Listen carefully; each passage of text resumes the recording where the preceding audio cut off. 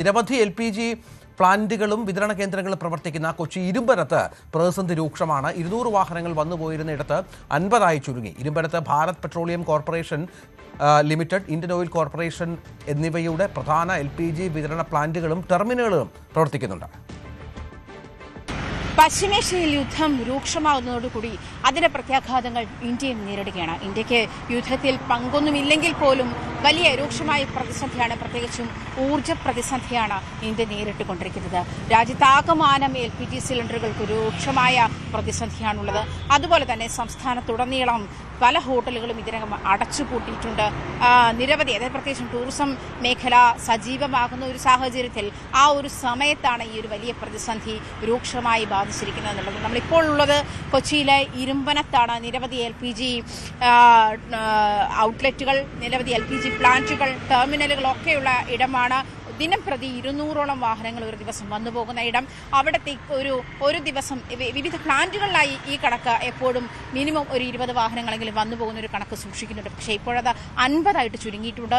അത് ഇന്നത്തെ കണക്കും ഇന്നലത്തെയും ഇന്നത്തെയും ഒക്കെ കണക്കനുസരിച്ച് 12 വാഹനങ്ങളായി ചുരുങ്ങിയിട്ടുണ്ട്. വലിയ പ്രതിസന്ധിയാണ് നേരിടുന്നതെന്നുള്ളതിന് ഇതിൻ്റെ അപ്പുറം വ്യക്തമായ തെളിവുകളൊന്നും വേണ്ട. എന്നിരുന്നാലും കേന്ദ്ര സർക്കാർ ഊർജ്ജ പ്രതിസന്ധി ഇല്ല എന്ന് പറയുമ്പോഴും ഇന്ത്യ അതിനൊരു ദീർഘവീക്ഷണം, അല്ലെങ്കിൽ കേന്ദ്ര സർക്കാർ അതിനൊരു ദീർഘവീക്ഷണത്തോടെ ഊർജ്ജം പ്രതിസന്ധി ഉണ്ടാകാതിരിക്കാനുള്ള സാഹചര്യത്തെ കണക്കിലെടുത്തില്ല എന്നുള്ള വിമർശനങ്ങളും രൂക്ഷമാണ്. പ്രത്യേകിച്ചും ഇതുമായി ബന്ധപ്പെട്ട പാർലമെന്റിലൊക്കെ ഈ വിഷയം ഉന്നയിച്ചപ്പോൾ ഈ വിഷയത്തിൽ നടപടികൾ എടുത്തിട്ടുണ്ട്. അത് മാത്രമല്ല, ഹോർമൂസ് കടലിടുക്കിൽ കൂടി വരുന്നതല്ലാതെയും ഇന്ത്യയിലേക്ക് ഈ പെട്രോളിയം ഉൽപ്പന്നങ്ങൾ എത്തുന്നുണ്ട് എന്നുള്ള ഒരു കാര്യം കൂടി, അതായത് നേരത്തെ 55% ആയത് ഇപ്പോൾ അത് 70% ഉയർത്തിയിട്ടുണ്ട് എന്നുള്ള കാര്യങ്ങൾ കൂടി കേന്ദ്ര സർക്കാർ മുന്നോട്ട് വയ്ക്കുന്നുണ്ടെങ്കിൽ പോലും നമുക്ക് ഈ സംസ്ഥാനത്തെ വ്യാവസായിക മേഖലയുടെ തലസ്ഥാനത്തെ ഈ പ്ലാന്റുകളിൽ നിന്നും വന്നു പോകുന്ന വാഹനങ്ങളുടെ എണ്ണമറിയാൻ കഴിയുന്നുണ്ട്. അത് എത്ര പ്രതിസന്ധി രൂക്ഷമാക്കുന്നു എന്നുള്ളത് വ്യക്തമാക്കുന്നുമുണ്ട്. ഈ വന്നു പോകുന്ന അല്ലെങ്കിൽ റീഫിൽ ചെയ്തുകൊണ്ട് പോകുന്ന വാഹനങ്ങളുടെ എണ്ണം നോക്കിയാൽ തന്നെ നമുക്ക് മനസ്സിലാക്കും. തൊഴിലാളികൾ രൂക്ഷമായ പ്രതിസന്ധിയിലാണ്.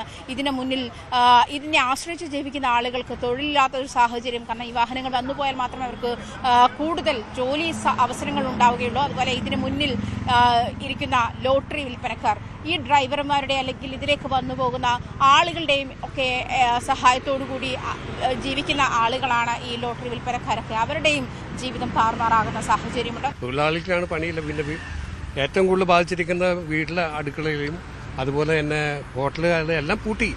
ഇനി പൂട്ടാനൊന്നുമില്ല. കേന്ദ്ര സർക്കാർ പറഞ്ഞ ഒരു ക്ഷാമമില്ല എന്ന് പറയണം. എന്നിട്ടും ഇവിടെ ഗ്യാസ് ബുക്ക് ചെയ്യാനായിട്ട് വിളിച്ചാൽ പോലും അവരെടുക്കാറില്ല. പല സ്ഥലത്തും ഓടി നടന്നിട്ട് ഒരു ചെറിയ കുറ്റി പോലും നമുക്ക് കിട്ടാൻ സാധ്യതയുണ്ടായില്ല. അപ്പം അങ്ങനത്തെ ഒരു അവസ്ഥയാണ്. ഇപ്പോൾ ഗ്യാസിനെ കുറിച്ച് പറയുകയാണെങ്കിൽ ബുക്ക് ചെയ്തിട്ട് പോലും അവരെടുക്കണമില്ല. പിന്നെ അവർ പറയണത് എന്താണെന്ന് വെച്ചാൽ 40-45 ദിവസം കഴിയാതെ കിട്ടില്ല എന്നാണ് പറയണത്. കൊച്ചിയിലെ തന്നെ നിരവധി ഹോട്ടലുകൾ ഇതിനകം അടച്ചുപൂട്ടിയിട്ടുണ്ട്. പ്രത്യേകിച്ചും അധികം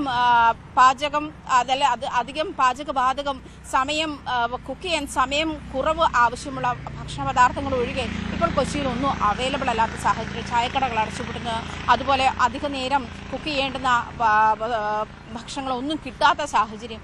അങ്ങനെ നിരവധി ഹോട്ടലുകൾ അടച്ചുപൂട്ടുന്നുണ്ട്. പ്രത്യേകിച്ചും വാണിജ്യ സിലിണ്ടറുകൾ 20% മാത്രമാണ് നേരത്തെ അവർക്ക് അവൈലബിൾ ആയിട്ടുള്ളതിൽ നിന്നും 20% മാത്രമാണ് ഇപ്പോൾ അവർക്ക് ലഭിക്കുന്നതും. അതും വലിയ പ്രതിസന്ധിയാണ് രൂക്ഷമാകുന്നത്. ഊർജ്ജ പ്രതിസന്ധി എന്ന് പറയുന്നത് ഒരു പക്ഷേ രാജ്യം ഇതിനു മുൻപ് അഭിമുഖീകരിച്ചിട്ടില്ലാത്ത തരത്തിലേക്ക്, ആധുനിക ലോകം അഭിമുഖീകരിച്ചിട്ടില്ലാത്ത തലത്തിലേക്ക് രൂക്ഷമായി മാറിക്കൊണ്ടിരിക്കുകയാണ്.